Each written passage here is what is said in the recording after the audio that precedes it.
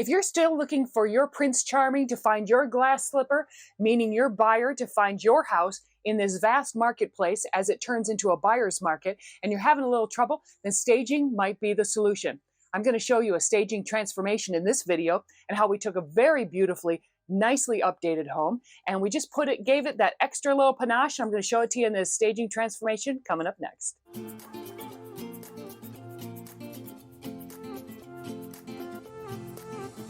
A new place, a new home, for a while, let me feel alive. So in this video, we're going to show you a magical transformation that we've taken a home, 2 bedrooms, 2 bath, with a 2-car garage and a nice backyard, single family home. And we've transformed this home into a beautiful, beautifully staged home. Now the home itself was already fixed up and very nice, and we used many of the pieces of furniture that they already had. So just by using some placements and moving things around, adding some soft staging, meaning artwork, arrangements, trees, some things like that, and putting some fresh flowers in for the curb appeal, we were able to get a $20,000 over asking price and sold it in the first weekend. So staging can do a lot of things for your property, even if your property is really updated. And we're going to show you an example of a staging transformation right now. Now stick around till the end. I'm going to tell you the rule of staging for size. So size is really important, whether it's furniture or the little decor items, or soft staging we like to call it. And I'm going to tell you what the rule of thumb is on the size of staging items and what you should keep and what you should get out of your design at the end of this video. So we're going to start here on this staging transformation with the outside of the house, your curb appeal, the thing that everybody sees when they first come to your home. So I made a few suggestions to the seller in this particular case, although they have this beautiful front yard that's been meticulously done in desert landscaping. Some of the shrubs and the trees and things like that, they need to be trimmed back a little bit. So that might be a fine way. You like to see a lot of the flowers and the big fullness of the trees and the shrubs, but for selling, you always want to cut it back just a little bit because you want to be able to see that curb appeal, which means seeing all the way to the front door. And as you can see, some of the shrubs and the trees are a little bit large to see all the way through the home because we're selling the home primarily, and we want people to be able to drive up, have that great first impression, and see all the way through. And everything's lush and green and living because, of course, you'd want to take out any dead or anything like that happens to be in the front yard, but we want to see the solar screens that are on the front of the house. We want to see the curb appeal and how everything looks, the access to the front door. We want to see the beautiful garage and what the painting looks like and all that kind of thing. So we really want to open it up just a little bit while keeping the fullness, the lushness, and the greenness of your curb appeal on the outside. So I always like to make a few suggestions to the sellers when doing this kind of proposal. We come in, we give some suggestions, and if that can be done, making a list of some of the easy things that you can do that really make a huge difference and really set you up with the buyers to have a really great first impression. So immediately when you enter the front room, that's really the most important shot. So the living room area. And when you walk in through the front door, your first impression and your eye is drawn directly to the fireplace. Now, the homeowner in this case had refaced the fireplace and put a mantle, making that really a nice focal point. There was nothing there. It was a blank wall earlier, and they really did that up nice, and that really draws it in. But the way that the furniture is arranged closes the room in just a smidge. It does line it up with the fireplace, but what we're going to do is we're going to open it up because it's a little bit of a great room, and you'll see from some of the other pictures the way the dining room is behind, and there's a den extension room on the front end, which we're going to show you. And we really want to open up all those rooms to kind of make it one open giant living room space. So we really want the focal point to stay this fireplace, but we're going to move the furniture a little bit and open it up. As you can see with the living room opened up just a little bit, that love seat was removed. We ended up putting that in the office area. And then we moved this chaise all the way back in the corner. That created a lot more open space between the dining room and the living room, creating a much larger great room concept. But you still have the defined spaces because you have the ceiling fan over the dining room area. And we put a large piece of artwork there. So that kind of opened and elongated that, and we put a larger table there. Now, this is a 2-bedroom and a den home, so we need to show that potentially 3 people could live here, 3 or 4, and then that's a good size and that's a good number really for a dining room set. So if you're going for a condo, you could do a table that's maybe for 2 people. But if you're doing a small house, I would definitely say you'd want to have a seating area for 4, just to make it seem usable for anybody that could potentially be looking for it. You can't assume that there's only going to be 1 person or 2 people living in a home. And then, of course, you'll have company, so you'd want to have a little guest space. But you can see where we changed the size of the artwork, the dining room table. We made those larger, and then we removed one of the sofas, just relocated it to another room, but pushed back that chaise. It really opens up that space and makes it much, much larger when you haven't really changed the size of the space at all. So the entry area, that's an important area as well, because that leads to its first impression. So you have this great fan above, and you have this kind of narrowish entry, which of course hallways and things are. And you wouldn't really want to put a big entry table. Previously, there was an entry table there, which makes the hallway even more narrow. So we removed that and just put a nice arrangement there, and we put a large mirror above, so that really kind of gives it a lot more space. It gives it a little bit more width, because with the mirror it really widens the area, and it really makes it feel nice and large and open. Now, going into the den at the front of the home, it is a little bit of the first impression. It doesn't really enclose this officey space in there, so that one was a little bit more of a clearing the deck. So we did remove a lot of the extra tchotchkes, knickknacks, small things, and we went with a much more of an open space, and we created as an additional front formal room or office space. And you can see that there's no real officey equipment in here, but you get the feeling like it's kind of a bonus space, or it could be potentially a 3rd bedroom. So you want to give that idea of spaciousness and ability for people to invent something. So if they want to invent, whether it's an office, it's an extra sitting area, maybe it's a sewing room, maybe it's a play area, but you want to have it be nice and tidy and make it feel open and large for them to get their own creative juices going, wow, this is like a bonus space. What could we use this for? Oh, this would be a great home office because this is the front of the house and it's got plenty of light and space.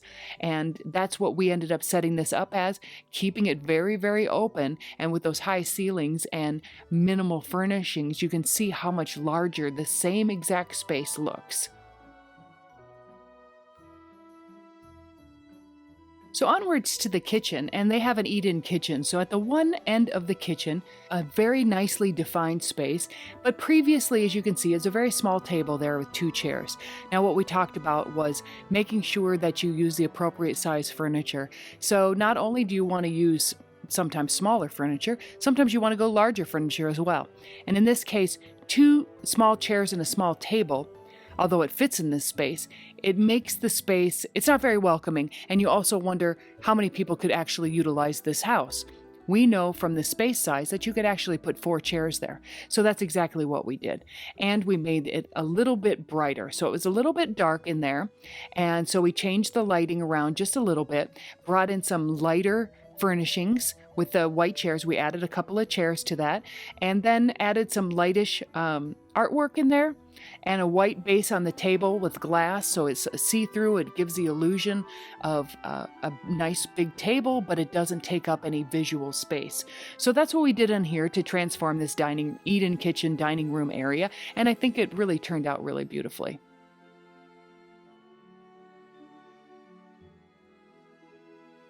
Now the kitchen is designed in a galley style, meaning it's more of a hallway with kitchen on either side. So to make it look as beautiful as possible, and the kitchen has been completely redone. It is a beautiful kitchen. Those are brand new cabinets, brand new appliances. You see the farmhouse sink, which is beautiful with the wall mounted faucets. Everything has been done including those beautiful countertops with the nice big backsplash. So it is a fantastic, look at the pulls. I mean, even the pulls, everything is fantastically beautiful in this kitchen. So why do we want to really highlight this? First of all, of course, lighting is imperative. We want it to be nice and bright and easy to use. And then we want to take out all of the tchotchkes. So we want all the things off of the refrigerator. Any of the stuff sitting on the countertops, we want that removed to an extent. You know, you can put a little canisters type things that on the countertop. That's totally fine. But you really want it to speak for itself. And I think when you look at the afters, you can see how it speaks for itself.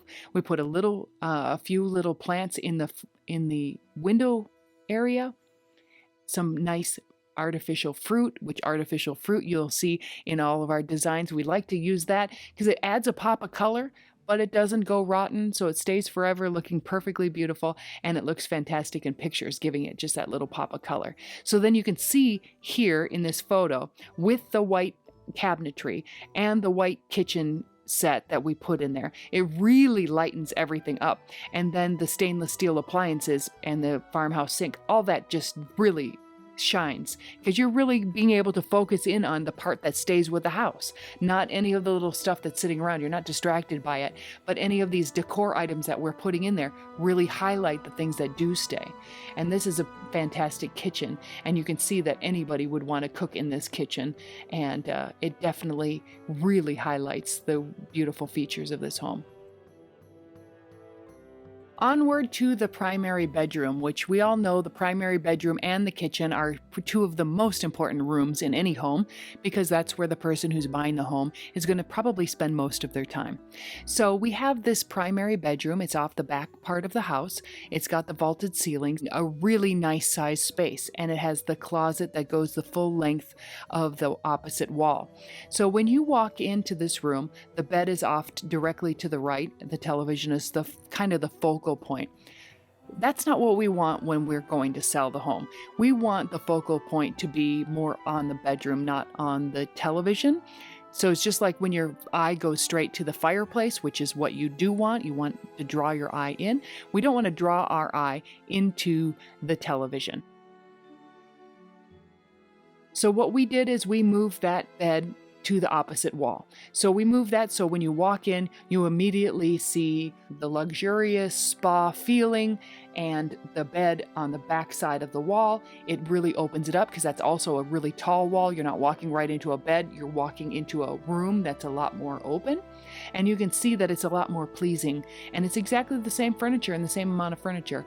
Obviously, we took the television off the wall, and we do like to do that. I mean, I know many times you're selling the home while you're still living in it, so that's not always applicable, but if you can minimize it, or like we said, don't put it as a focal point, but put it off on the side potentially, or do something else with it, it really lends to the design because we really want someone to feel like, oh, what a restful, wonderful primary space this would be for me to live in. So it's all the same furniture, just opened it up a little bit by moving the furniture around and making it the focal point of the bedroom. Occasionally, we will give a staging recommendations before we go ahead and list and stage the home for some of the things that potentially changing out light fixtures, or, you know, sometimes somebody wants to keep a chandelier or some kind of fixture that's actually attached that would normally go with the home. And if you decide that you want to keep those items, you just have to change them out before we end up listing the home. So if there's some light fixture potentially that is a keepsake or is made of a special glass that you would like to keep, we always recommend that you take those down and you put up some other type of lighting in its place. And then that's how you sell your home. So you can keep any of the things that are actually attached to your home as long as you change them out before you do a listing. So one of the things that we suggested for this seller was this large mirror in the primary bathroom was one of the, a little bit older style, one of those solid mirrors, not a framed mirror. And it actually had a little break in portion of it in the bottom corner. So we said is that should come out and make sure that the the paint is done behind it, and put 2 individual mirrors up. So we suggested that, and our seller in this case was happy to do it, and look at the transformation from that. That just opened up that entire wall, put 2 individual mirrors up there so you can have 2 people over both sinks, and we actually did change out the faucets as well. That's a simple thing that can be done that really upgrades it. So the vanity itself has not been changed out, but changing the faucets and adding a little bit nicer look to it. And we also took a shower curtain and made it a little bit more subtle. You know, it has some aqua on it, but it's primarily white, so it really lifts it up and makes it a very nice situation in this bathroom, and I think it really opens it up. So now you're also seeing the flooring in there that's really nice, and you see all the way through the primary bathtub / shower, and it really has a much more open space because of the white curtain and because of the way that the mirrors look. So we put the centered light fixture above, so you really have really nice lighting, and I think it really transforms the master bath. Here we are moving to the secondary bedroom. So the secondary bedroom is actually a smaller size bedroom. It's probably 11 by 11. So you don't have a lot of room to work with. So in this, to have a double bed inside there really makes the bedroom feel small. So that's one of the first things we said is the double bed has to go. We're going to put a twin size bed in there. So this would be perfect for a guest bed potentially, or if you have a child, you know, a child's bedroom, that sort of thing. So that's a perfect use for a second bedroom.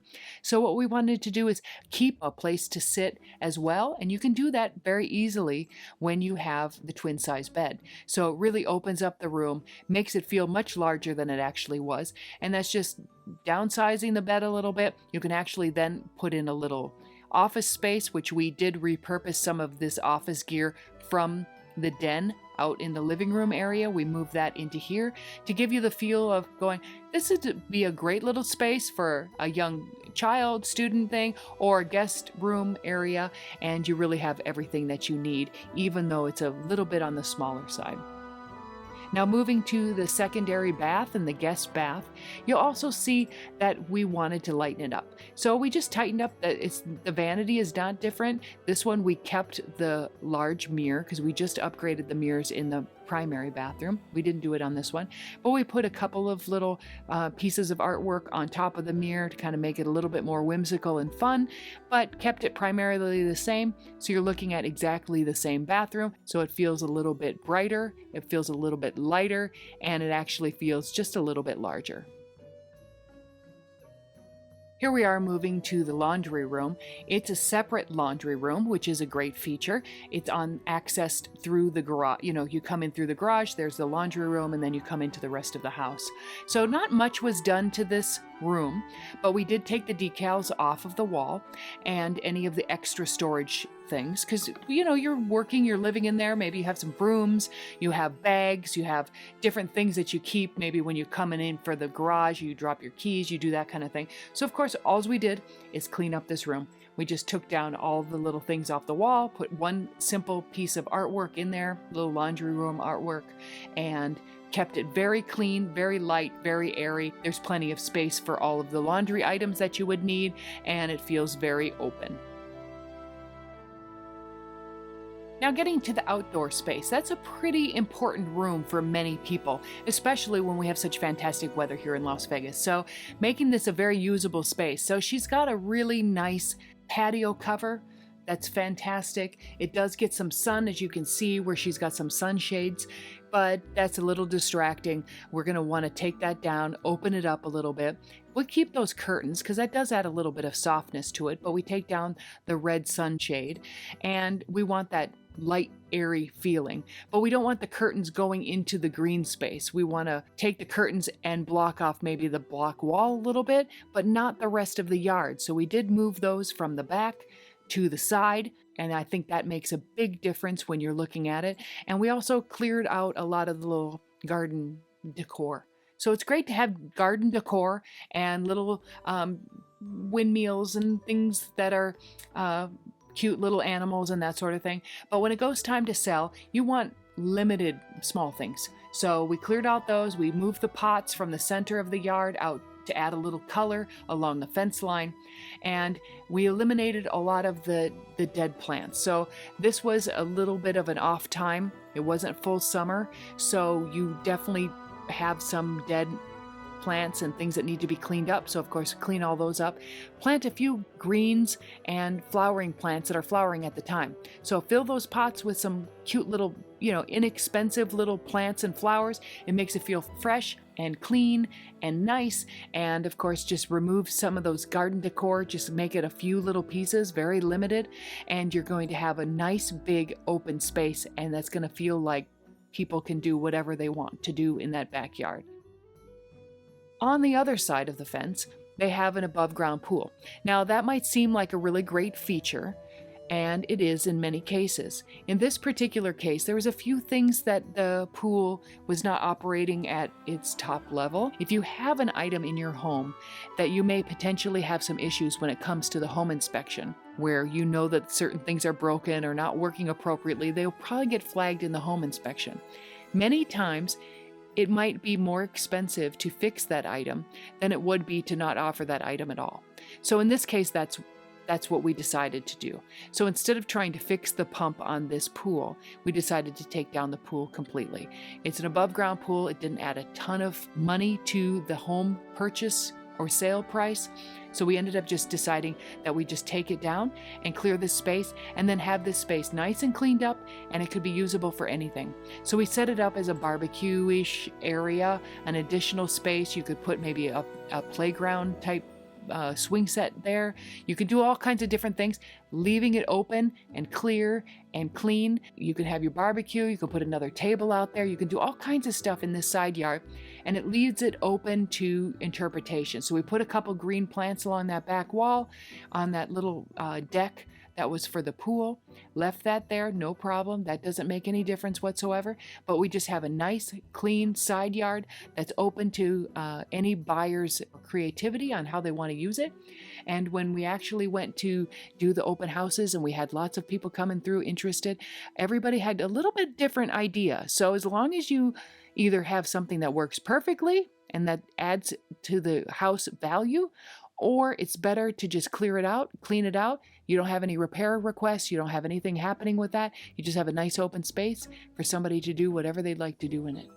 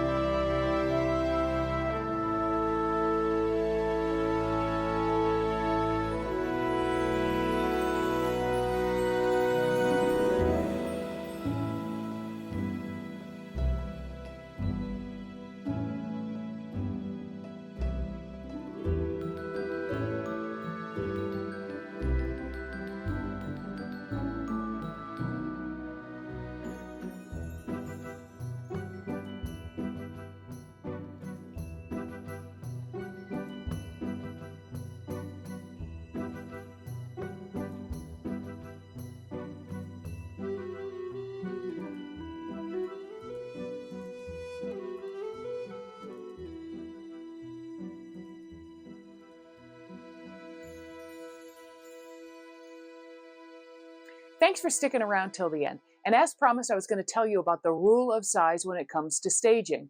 So a lot of times you'll want to really look at the size of the space to decide do you want a little bit larger table or a little bit smaller table, and vice versa. In this situation, we did do a little bit larger dining room table to make it feel a little bit more robust in that space as far as being able to seat more people.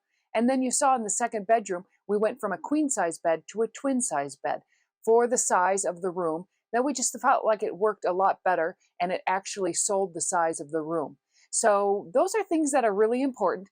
But when it comes to photography, the rule of size comes down to, and the things about soft staging, the little tchotchkes and little decor items, and you'll see that in some of our staging, nothing smaller than a cantaloupe. So if you think about that like a melon, and you don't want anything smaller than a melon because then it looks very cluttered. And a lot of people look at the photos on their telephones or in small devices. So a small picture like that with a lot of little things that you can't really make out, it just ends up cluttering it up. So you want to keep it very simple and nothing smaller than a cantaloupe. If you're looking to get your staging fairy godmother to come visit your property and make a magical transformation, then get in touch with me here. My information is below. Nikki Duran, the rock climbing realtor. We do all kinds of staging. We have all kinds of plans set up for people, whether you need a little bit of placement on the furniture and some soft staging, or you need everything for a vacant home. We can do it all. So get in touch with me and we'll make a staging transformation that will be unbelievable and totally magical.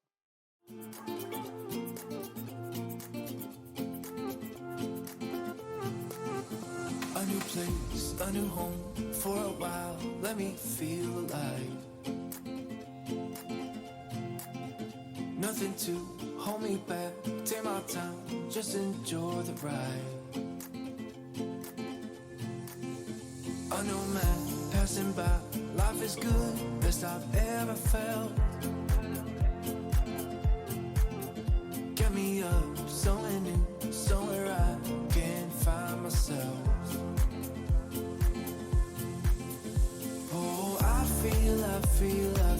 I feel so alive.